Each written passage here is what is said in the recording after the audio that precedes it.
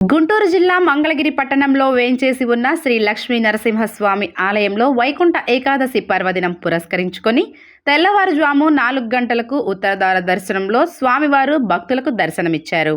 శ్రీదేవి భూదేవి సమేతుడైన స్వామివారు బంగారు గరుడ వాహనం అధిరోహించి భక్తులకు సాక్షాత్కరించారు.